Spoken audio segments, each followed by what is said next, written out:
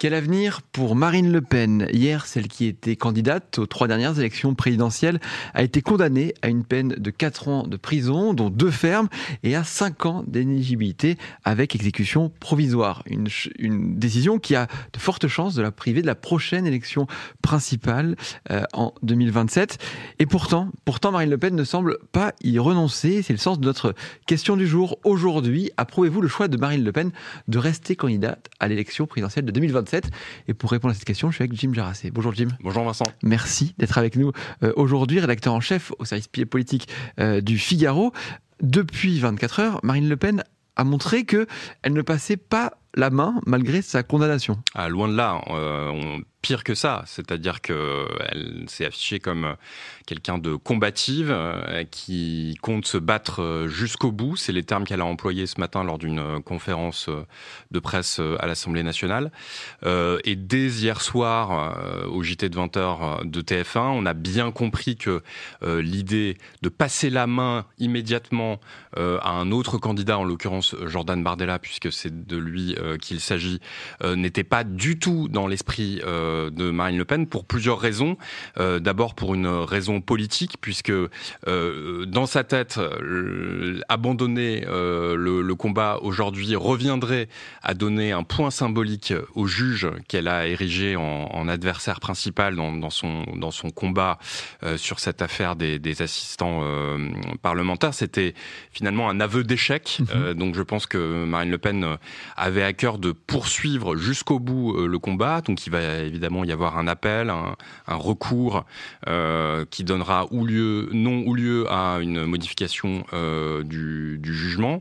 Et puis finalement c'est aussi dans l'ADN, je pense, du Rassemblement national, de la famille Le Pen et de Marine Le Pen en particulier. C'est pas la première fois que Marine Le Pen se retrouve, doit faire face à une épreuve politique, que ce soit une épreuve personnelle, ça a été le cas avec son père, que ce soit une épreuve politique, puisque le Rassemblement national fait régulièrement l'objet d'attaques politiques de ses adversaires.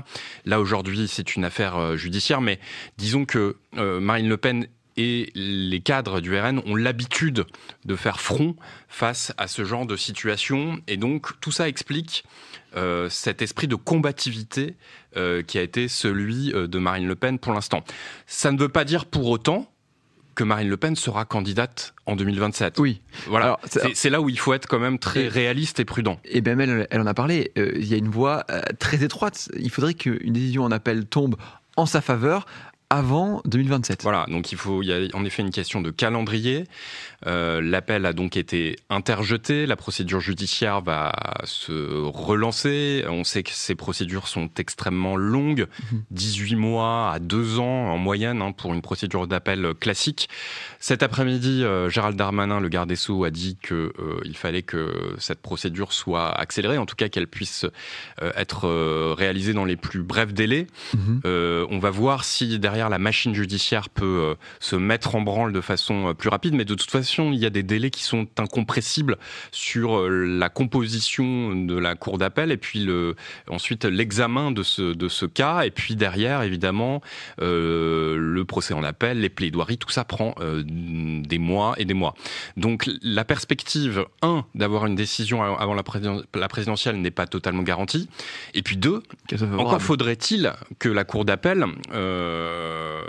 lève la fameuse exécution provisoire. C'est donc cet addendum qui a été ajouté à la peine d'inéligibilité qui fait en sorte que cette peine est applicable immédiatement et non pas suspensive pendant la période d'appel ou de cassation s'il y a une cassation. Alors on a senti hier Marine Le Pen un peu désarçonnée peut-être. Est-ce qu'elle avait prévu cette décision ? Est-ce qu'elle pensait que c'était possible ? Alors désarçonnée, je dirais pas ça forcément au JT de 20h. En tout cas, c'est sûr que ça a été un choc pour elle. Ça a été, je pense, le cas au moment où elle a quitté la salle d'audience avant même l'énoncé du jugement du tribunal correctionnel.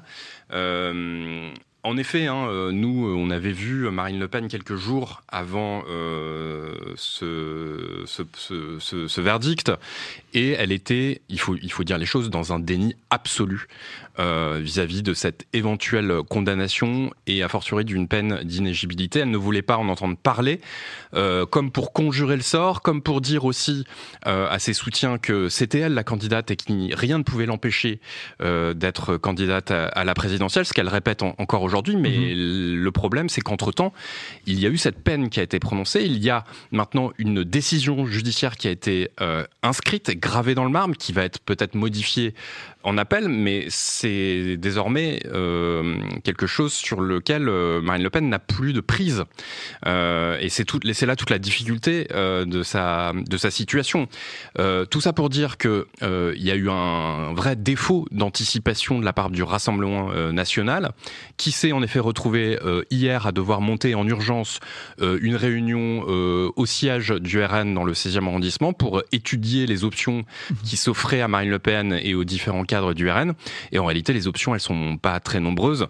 Il y en avait deux. Soit Marine Le Pen passait la main et finalement c'était la fin de la carrière politique de Marine Le Pen et elle passait le flambeau à Jordan Bardella. Soit elle décidait de se battre en faisant appel et en exploitant toutes les recours et les voies judiciaires possibles dans l'espoir de pouvoir se présenter à la présidentielle. C'est cette option-là donc qu'elle a choisie, qui va se poursuivre ces prochains jours avec un certain nombre d'initiatives qui ont été lancées par le parti, une pétition en ligne hier. On parle aussi de manifestations possibles, en tout cas de tractage ce week-end, peut-être un meeting. Il y a des choses qui vont se monter pour mener la bataille politique, puisqu'on comprend bien que sur ce dossier, la bataille politique est très imbriquée à la bataille judiciaire et que finalement, alors il ne s'agit pas, évidemment, il y a cette peut-être ce fantasme de vouloir faire pression sur les juges, une pression populaire sur les juges. La réalité, c'est qu'en fait, les juges ne tiennent pas compte de cette pression, comme ils l'ont montré hier. Oui, avec ce jugement, d'ailleurs, vous disiez les deux stratégies de Marine Le Pen.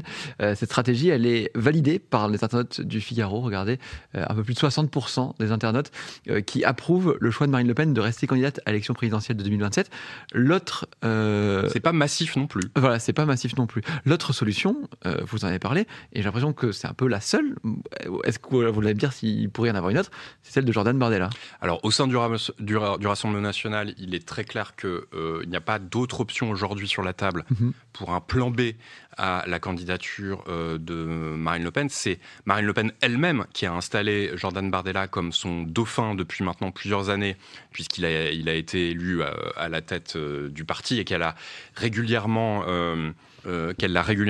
présenté comme son successeur naturel. Elle avait d'ailleurs théorisé les choses. Elle disait si jamais je me fais écraser par un bus, c'est l'expression qu'elle employait, il faudra quelqu'un pour me remplacer. Là, c'est pas un bus, mais c'est tout aussi violent symboliquement, évidemment, pour Marine Le Pen. Et donc, il y a cette option qui est sur la table.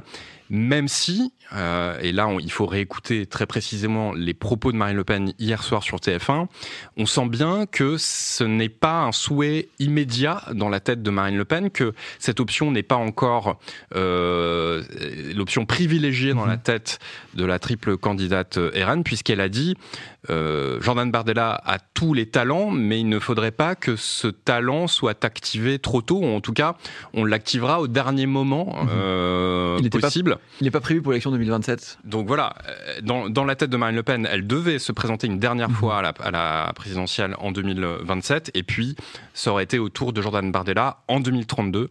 C'est en tout cas ce qui était prévu entre les deux membres du tandem. Là, il va falloir voir ce qui se passe. En effet, si elle est réellement empêchée, eh bien, logiquement, ce sera Jordan Bardella qui sera le candidat. La question, c'est ensuite de savoir si Jordan Bardella peut être aussi performant que Marine Le Pen à une élection présidentielle. Pour l'instant, tous les sondages laissent indiquer qu'il a les mêmes capacités, il a le même réservoir électoral que Marine Le Pen.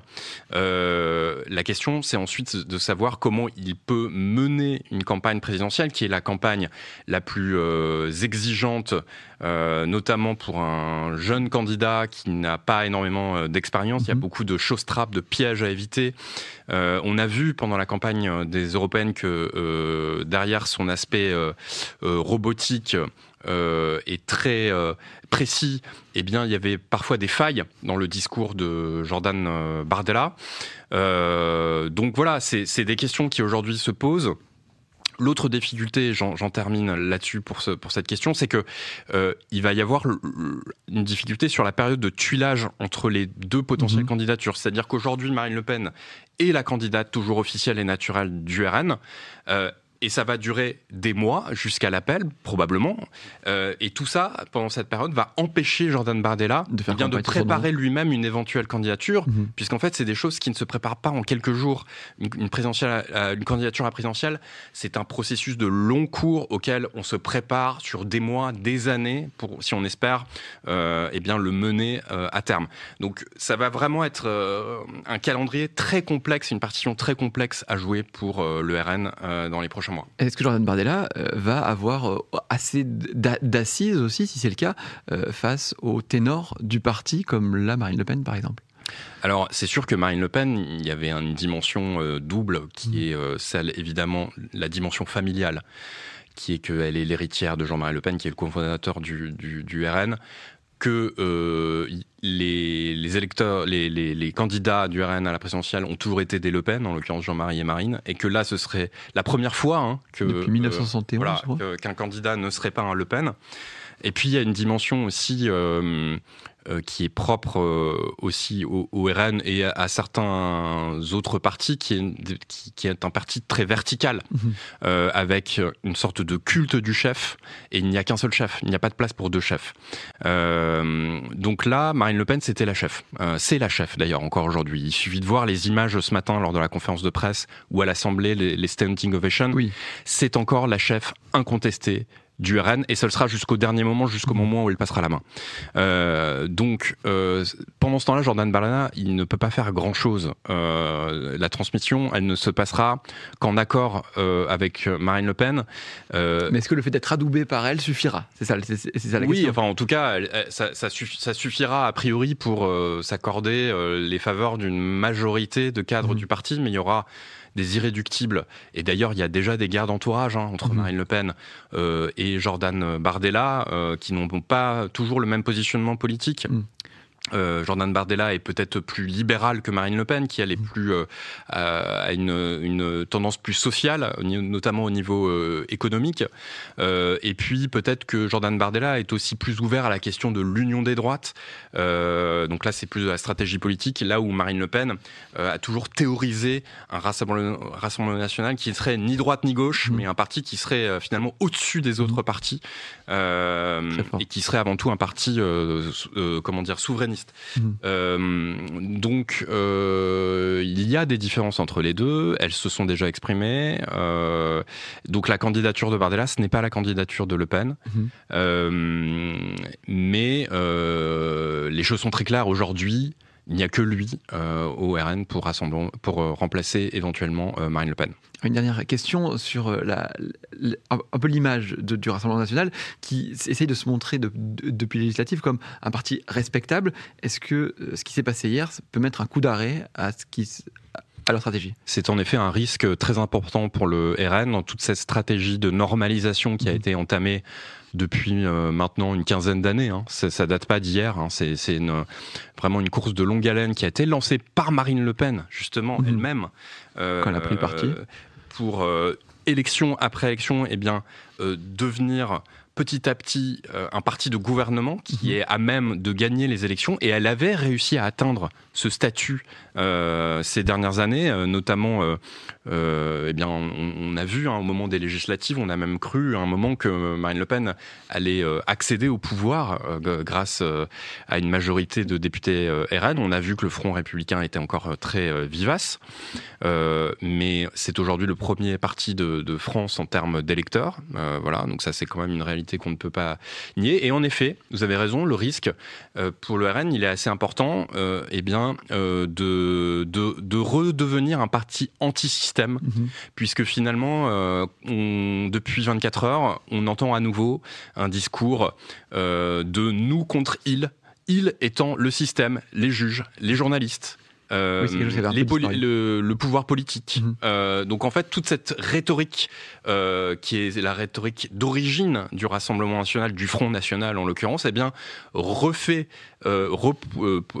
pointe le bout de son nez à nouveau dans la bouche des responsables du RN, avec évidemment cette nouvelle référence qui est celle de Donald Trump, qui a fait irruption dans nos esprits depuis plusieurs années, et on observe peut-être une rhétorique parfois assez proche de celle de Donald Trump, qui, je pense, risque de finalement recornériser le Rassemblement national si jamais il choisit de s'engager dans cette voie-là,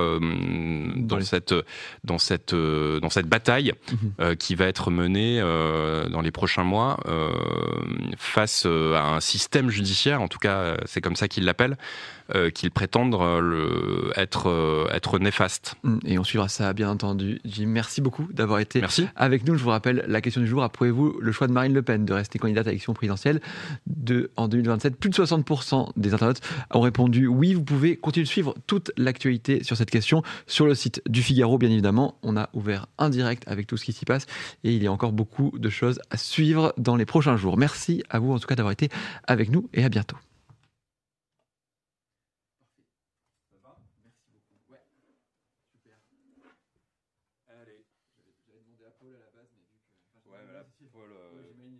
Il a déjà fait le truc ce matin avec les internautes, machin. J'imagine. Merci en tout cas de venir. Et bon courage pour la suite. Ouais, merci.